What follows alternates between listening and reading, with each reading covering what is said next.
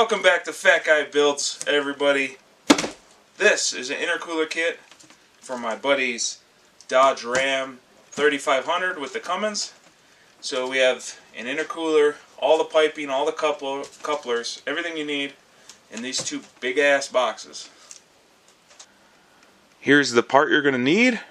It's the same part number on both boxes. MMINT Ram 13K. And then BK just means we got the black one. And then silver, I think, is SL. What's going on, YouTube? We are now here at the shop, and this kit has 1,000,000 pieces. Intercooler pipes, intercooler brackets, a whole bunch of air ducting, massive intercooler couplers, and there's more stuff over here. So, before we get to put any of this stuff in, we got to tear out the old crap. Alright, we need to take this front lip off before you really do anything. You're going to use a panel popper or flathead, pop these clips off. Then on this side, you have like a 10 millimeter on each end, and then you have more clips around the inside. On the right side of the intercooler, you have a clamp. It's going to take an 11 millimeter deep socket. On the left side, you got the same thing, but it is a little harder to get to over here because of the steering rack. So use your imagination. You're going to go around with a panel popper and pop out all of these all the way around. Remove the screws on each corner of the intercooler with a 10 millimeter socket or wrench. We use a 12 millimeter. Put in a bolt with a washer on each one of these on both sides. Unfortunately, my box had 6 washers but only 3 bolts. So I'm gonna have to make a run to like Ace Hardware or something and get a copy of this. So to get this side off, I used some angled needle nose and then took it off. And now I'm gonna get the couplers off and then drop this intercooler. Now that the hose clamps are off, the hoses are loose, we are gonna take these 4 bolts off, 2 on this side, 2 on the other side, and you're gonna need one person to bring it down and while one person takes the bolts out. So here's the intercooler out. We're gonna remove all this stuff just to make it easier to take home, but we don't really need to worry about it because everything is brand new in that box. So I'm just going to disassemble this so I can compare the intercoolers. Now it's time to take out the factory intercooler pipes. So first thing I'm going to do here is remove this heat shield so I can get to the clamp easily right below it.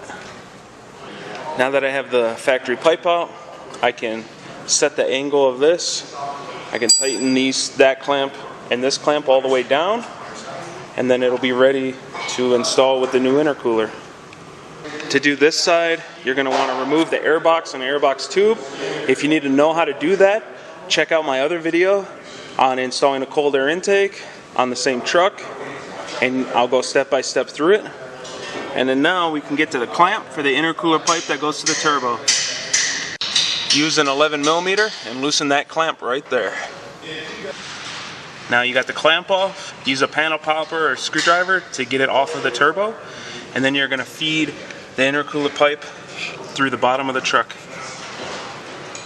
Do the same thing on this pipe. Put the straight one on first, but don't put any clamps because it's a tight fit in the car and you're not going to get it through with this huge donkey dick sticking out. So just put that straight, come across. Make these angles the same, and then we're going to put this clamp on and tighten that down, and we'll do those 2 once we push it up into the car. So you're going to slide it in, you're going to go above that radiator hose, and then you're going to run into some problems over here, and you're probably going to hit that that silver line, that silver wrapped line somehow. So you're going to want to stick your hand up through this hole, grab the front of it, and unhook it You might not have problems, but I did. So you just reach up in here with your left arm, pull it down, and then with your right arm, grab this and push it up.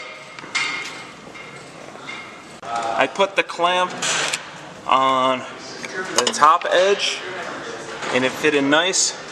And then on the other side, I repositioned the clamp where the bolt part was on the inside of the bend. So on the inside of the bend coming off the, well, it's not throttle body area, but the inlet plenum, I guess. Put the clamp there, and then you just sort of twist it and it fits right in. I found that putting the clamps this way is the better way. When you put the heat shield on, don't forget to re-put the wiring harness clip on to hold the wiring. Now that the intake is back on and you're all clamped up here, we're pretty much done under the hood. Now everything else is going to be done underneath in the front of the car. So I had to improvise since I was missing 3 bolts. I used 2 of the factory ones and cut them shorter. So that one and this one, the only difference is they have a huge washer, which is fine. And then I had to put one down here that was different. I'm going to have to email them and ask them what the heck, but other than that, everything else seems to be good to go. So now it's time to mount all these wind air deflectors onto the intercooler. So when you put these side pieces on, that gold piece where the screw comes on the side is on the bottom.